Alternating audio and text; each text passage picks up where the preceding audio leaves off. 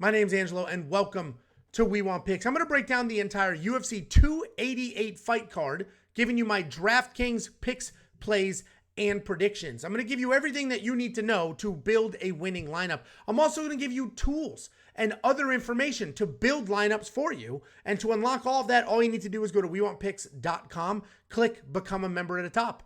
And you're going to get everything you could possibly want or need. First of all, if you come in the DraftKings plays, we have broken out our favorite cash core plays, GPP plays, our live underdogs, our leverage, and our fade. Leverage is a proprietary number that we have put together. We have a guy behind the scenes. All he does is crunch numbers, and he's put that together for you. This cheat sheet here, this will be fully populated for you by 6 p.m. Eastern on every single Friday before the fights. You're going to get the ownership projections, the scoring projections, and that leverage score. The ownership projections, our ownership projections are literally the best in the industry. You're not going to find anybody else with better ownership projections. And then we're going to rank every single player by pool, right? For cash games, single entry, things like that. Then you can move on over to our optimizer. This is going to be pre-populated again by 6 p.m. Eastern time on Fridays, pre-populated with those ownership projections, the scoring projections, and you can go ahead and build lineups. This will build lineups for you.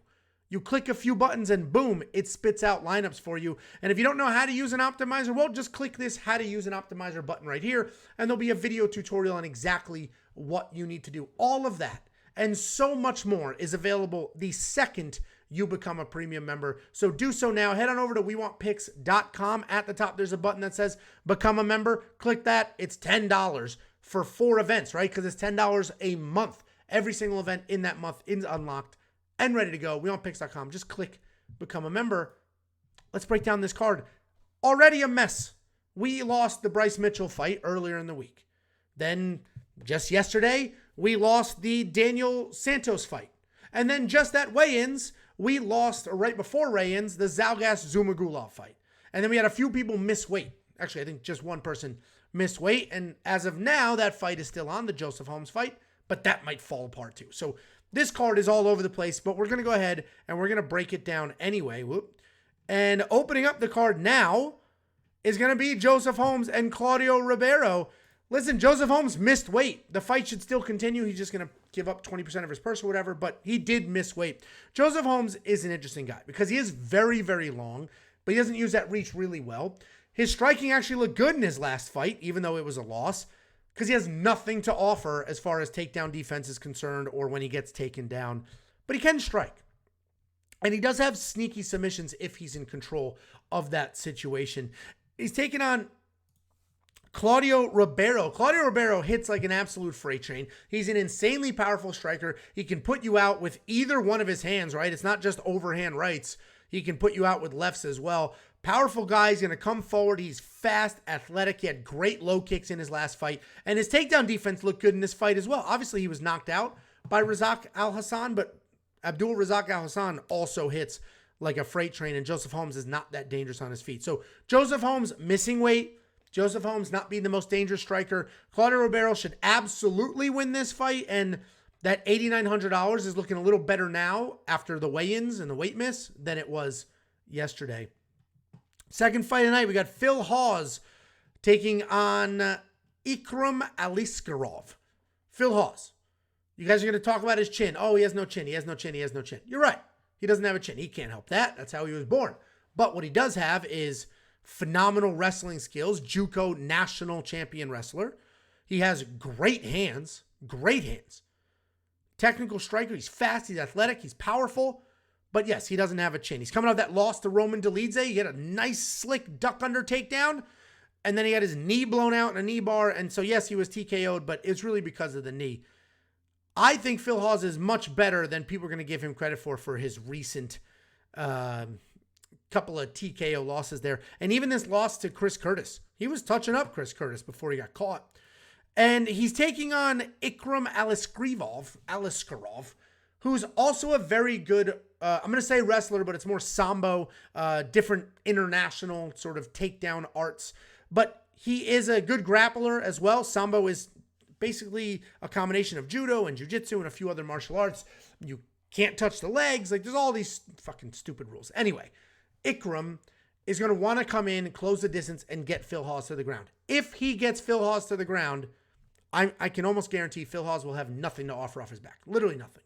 But if he comes in there and he tries to traditional wrestle Phil Hawes, and Phil Hawes has that JUCO National Championship wrestling credential in his belt, it's going to be very hard to take this guy down. He could toss him around, throw him up, get his own takedowns on the reversals, and Phil Hawes is going to be the far better striker. So I threw $20 on Phil Hawes to win because, hey, American wrestling, let's make it happen. But I don't know if I'm going to put Phil Hawes in my DraftKings lineup. I'm definitely not going to throw Ikram in my DraftKings lineup. Sure, he could probably get Phil Hawes down and win. And if he gets Phil Hawes down, he'll probably win by stoppage. But there's so many unknowns here. UFC debut, taking on very, very accomplished wrestler. I'm going to leave it alone, $9,100. There are other people on this card around that price point that are probably more worth it. Then we have Parker Porter taking on Braxton Smith. Full disclosure, every time I break down Parker Porter, he's my friend, my actual friend in real life. I've known him long before this YouTube channel and long before he was in the UFC. And he's now a big-time favorite in this fight. He opened as an underdog, like a plus 130 underdog, skyrocketed to minus 180 favorite. That's a huge, if you're not really very familiar with line movement, that's a lot of movement for one guy to go from that far of an underdog to that big of a favorite. These are heavyweights. One of these guys is going to get finished. This is not going to see the judges' scorecard. Parker Porter's either going to take down Braxton Smith and finish him, or Braxton Smith is going to land one of those big, powerful rights and knock Parker Porter out. Parker Porter is going to be the better fighter everywhere, except power. He's going to be faster. He's going to be more athletic. He's going to have better footwork. He's going to have better striking, but certainly better wrestling, better grappling. He's literally going to be better everywhere except raw, just absolute Neanderthal power, because that's what Braxton Smith brings to the table here. He only has 5 fights in his career, 6 fights in his career, making his UFC debut.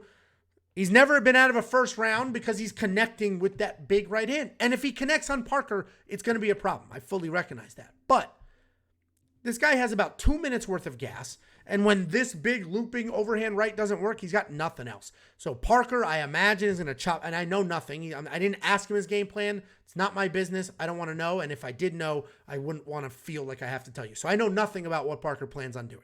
But I imagine he's got those giant legs, phenomenal leg kicks. He's going to chop down Braxton's legs, remove all of that power, all of his mobility, and then probably take him down or push him up against the cage, beat him up from there. So I like Parker Porter to win this fight, $8,600. I mean, whoever wins this fight, either Braxton or Parker, whoever wins this fight is going to score a ton in DraftKings. And I know there's a bunch of people that just love to fade Parker. So if you're on that side, then Braxton Smith at $7,600 looks like a freaking phenomenal price. We got Marina Rodriguez taking on Virna Jandiroba. Marina Rodriguez, very good boxer, clean striking, solid speed. She does possess one-punch knockout power. And she's coming off that loss to Amanda Lemos where she was stopped. And a couple of her other fights, a couple of her other losses, she was taken down and controlled. That is the one concern for me. I do think Marina Rodriguez wins this fight. She doesn't score very well in a lot of her wins, right? These are 5 rounds, which is why she even got anywhere near there. This 61-point Xiaonan win is about what I would expect in this fight. So I'm not going to spend the $8,500, but she is fighting Virna Jandiroba. And if you're on the underdog side, Virna's a good underdog because she works hard for your money. Look at this, 3 takedowns, some decent control time, and 80 points in that win over Angela Hill. And this could look exactly like that. Virna Jandiroba could come in here, work the takedowns, grind on Marina Rodriguez, because Marina Rodriguez is going to be the better striker for sure. And Virna's going to want to bomb heavy and take her down. So I'm not going to throw Virna Jandiroba in my personal lineup, but at $7,700, I would definitely have some lineups with her because it's a good price point, and she's a dog. She's an absolute, her losses hold up. She looks good in her losses, looks good in her wins. Virna is an absolute dog. That takes us to Khaos Williams versus Rolando Bedoya. Khaos Williams, my most confident pick on this card, outside of Movsar Evloev, who isn't very unaffordable at this point. But Khaos Williams, $9,500, probably worth the money, right? He's taking on a UFC newcomer. Khaos Williams hits like a truck, decent takedown defense, a seasoned UFC veteran at this point, and a very good fighter, right? He lost 2 decisions in the UFC. The most recent, Randy Brown. But Randy Brown is very good. And Randy Brown basically just used that insane reach and length to just give Khaos Williams a hard time. But look at this. Khaos Williams dropped his ass. Dropped him big. Almost had him out. Just couldn't get past the volume and the range of Randy. That is not how his opponent fights. Rolando Bedoya is a young kid. He's coming in here, UFC debut. He is a striker, but he gets hit a lot. He does not really possess one-punch knockout power, but he does work in combination, which is always nice to see. Right? He comes forward. He'll throw 3-4 strikes at a time, not just one. But if you watch his regional tape, he gets hit. Anybody who throws a punch at Rolando Bedoya hits Rolando Bedoya. His chin has been holding up, no problem. He's a young guy. He hasn't been through those wars just yet, but Khaos Williams is going to test that chin. I think Khaos Williams at $9,500 is worth the money. I think he wins by finish. That takes us to Kennedy Nzechukwu and Devin Clark. Listen, I don't know what to do here because Kennedy Nzechukwu, as we know, real big guy for the weight class, powerful striker for the weight class. He's long, very good takedown defense at 80%. He should probably win this fight, and when he wins fights, he wins by finish. It's that simple. But dude gives up rounds. He gives up rounds. And it's hard to spend $9,000 on a guy who you're positive isn't going to win the first round. You're positive that's not going to happen. So now you're relying on a come from behind victory in the second or the third. He does that. He just did it against Cutelaba. He does it in almost every single one of his fights. But I don't know if I'm going to spend $9,000 for that. He's a powerful, powerful striker with very good takedown defense. But again, he falls behind. Carlos Ulberg was lighting his ass up before he finished him in the second. Julian Marquez lighting his ass up before he finished him in the third. I can't spend the $9,000 and just hope that he comes from behind. He is fighting Devin Clark. Devin Clark can be finished, right? Devin Clark has been finished in most of his losses. But he's a guy who's going to come forward. He's going to work for your money. He's going to grind. He's going to try to wrestle you. He's going to try to take you to the ground. He does have some pretty well-rounded striking, but if he's going to strike with Kennedy Nzechukwu, he's going to get knocked out. But he can grind. There is a world where he grinds on Kennedy. And that's why this fight is so tricky, because Devin Clark could grind on Kennedy and take one round, even take 2 rounds, and then Kennedy could find a third round knockout, as he has done so many times in the past. So I'm going to fade this fight entirely, but Devin Clark, certainly, if you're on his side, is great value at $7,200.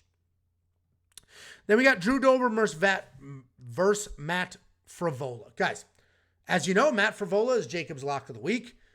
Drew Dober hits like a freight train. He's got technical striking, hits incredibly hard, but he's very, very hittable. It just hasn't mattered because he's got such a good chin. He gets hit. It doesn't bother him. Why would it bother us? He's still standing. No issues, right? That's a Drew Dober fight. Get hit, hit the other person harder, and then win by knockout. That's what happened with Terrence McKinney, right? Terrence McKinney came in, dropped Drew Dober, almost had Drew Dober dead to rights, and he somehow knocked out Terrence McKinney. Alves landed one of the cleanest, I think it was a left hook, I've ever seen. As hard as he could, wung it, just hit Drew Dober's chin. Drew Dober didn't even budge. Knocks out Alves. And then Bobby Green lighting Drew Dober up in the first round, touching him up, doing whatever the hell he wants to do. And then Drew Dober knocks him out in the second round. Eventually, that chin is not going to hold up anymore. You cannot rely on a guy to just keep getting hit forever, endlessly. And he'll be fine. Eventually, it's going to be a problem. And what we just saw with Matt Frevola is he has that power. He took Atman Azaitar. I think it was a short notice fight. I could be wrong, but Atman Azaitar is this killer wrestler with striker, big heavy strikes, powerful guy. And Matt Frevola knocked him out clean. And Matt Frevola is finding that power and finding those strikes lately. And let's not forget, he's a non-stop come-forward wrestler. So Matt Frevola now has power in his hands and is a come-forward wrestler. So I think Matt Frevola could absolutely win this fight. Does he have to avoid the power to not get knocked out? Of course. Can he get knocked out? Yeah, we've seen it. Terrence McKinney knocked him out. So we need Matt Frevola to come forward, wrestle hard. If he wants to throw bombs, then throw them as you're shooting those legs. I actually think Matt Frevola can win this fight. And if I have to pick one for my DraftKings lineup, I'm going to shoot my shot with Matt Frevola, because eventually Drew Dober's chin is going to give up. Is it this fight? I don't know. If you're on the Drew Dober side, then throw him in there, because if Drew wins, he's not winning a decision. If Drew Dober wins, it's by knockout and he'll score well. So pick your side. Don't let me convince you otherwise if you don't like that. Charles Jourdain and Kron Gracie. Charles Jourdain, good size favorite here, as he should be. Charles Jourdain is an MMA fighter, has been an MMA fighter for a long time. Kron Gracie is a jiu-jitsu guy that's sort of figuring out MMA later in life. But anyway, Charles Jourdain, he comes forward. He's a fun guy. Lots of spinning attacks, jumping attacks. Incredibly tough, right? He's a really hard guy to get out of there. Obviously, we've seen him submitted before. Both Julian Erosa and Lando Venana have done it. And the difference between them and Kron Gracie is they have solid takedowns. Charles Jourdain can get taken down. He has been taken down 21 times in the UFC, which is obviously a problem in this matchup because he's fighting Kron Gracie. You know what Kron Gracie is going to do just based off of his last name alone. He's a phenomenal grappler, but he's also a dog. He'll come out there, he'll swing, he'll stand there with you. And he fought Cub Swanson 4 years ago. That was his last fight. 4 years ago, he fought Cub Swanson. He lost that decision. It was not a close decision. He got the shit kicked out of him. But the concerning part is he only attempted 2 takedowns, and they were bad. So if you're on the Kron Gracie side, I imagine you think he's going to get the takedowns. And the problem is we don't know what the last 4 years have looked like. So I am going to fade this fight because Kron Gracie, certainly live if it gets to the ground, but based on all the footage we've seen, he's not going to get Charles Jourdain to the ground. But he's been gone for 4 years. He might show up looking like an Olympic wrestler. There's so many like questions and holes and 4 years away. And Charles Jourdain is a dog, but like makes stupid decisions sometimes. So I'm going to leave this fight off the table. I'm not going to do anything with this. Certainly, if you're very confident in Kron, I know Kron is one of the most popular underdogs this week. Well, if that's you, then he should be in your lineup for sure. Then we have Movsar Evloev taking on Diego Lopes or Lopez in a short notice fight. Movsar is supposed to fight Bryce Mitchell. Bryce Mitchell dropped. And now he's fighting a much easier opponent, in my opinion. Movsar Evloev is a killer. Fantastic wrestler. I mean, look at this. 9 takedowns in his last fight. 9 takedowns in the fight before that. Look at the numbers he puts up. Movsar Evloev needs to be in your lineup. Needs to be. He's boring as shit. He's just going to shoot a million takedowns. He can't finish anybody. But it doesn't matter because look at the numbers that this guy puts up. Look at these numbers. 130, 138, 92. I mean, those are phenomenal numbers. Mike Grundy, he was taken down. He got taken down 4 times. He beat Mike Grundy with his striking just to show you how well-rounded he is. So Movsar 100% should be in your lineup. But he is fighting Diego Lopes on short notice. He has a contender series fight, but no official UFC fight. He's the kind of guy that he is dangerous, right? He's got that solid jiu-jitsu, and he's wild. He'll make stuff happen. He is wild. He will take chances. But the most concerning part about his losses are that he gets taken down. He gets taken down. Yes, he works. He's got solid BJJ. That contender series loss was to Joe Anderson Brito. He had Joe Anderson a little bit of trouble here and there, right? A little bit of trouble. He had Joe Anderson's back at one point. Could he get Movsar in some trouble? Absolutely, he could. Do I think it's going to happen? No. Short notice fight, big stage, pay-per-view main card. I think it's just too much too soon. Poor guy has had 2 killers in the UFC. I think Movsar gets it done. Finish. Man, he doesn't finish anybody, but Diego Lopez on short notice, potentially. Either way, Movsar should be in your lineup, is worth the money. Then we got Jessica Andrade taking on Xiaonan. Jessica Andrade is a beast. Like, she's physically insanely powerful. She is a bully. She hits very hard. She'll push you around. She'll drag you to the ground. She'll bomb away. She'll make stuff happen. But when she cannot be the bully, she has issues. And this is going to be an interesting fight because Jessica Andrade probably should win this fight. She's got the clearer path, right? She can get the takedowns, and if she gets the takedowns, she can win. But, as I've mentioned, when she struggles to be the bully, she struggles to win fights. And if she can't get close to Xiaonan, because Xiaonan has that phenomenal striking, Xiaonan uses range really well, can piece people up, keep them far away. If Xiaonan fights that fight and Andrade can't close the distance, it's going to be a problem. It's going to be a problem for Andrade. I do think Andrade will close the distance and drag Jan to the ground, make it dirty. But Jessica looked like trash in her last fight. Xiaonan looked great in her last fight. 5 rounds. Avoided some early trouble or some late trouble from Mackenzie Dern, and then got that win, put up 113 significant strikes, defended 8 takedowns or something to that effect, but she has been taken down in other fights. So I know a lot of people are loving Xiaonan here at $7,400, and I have gone back and forth on the pick.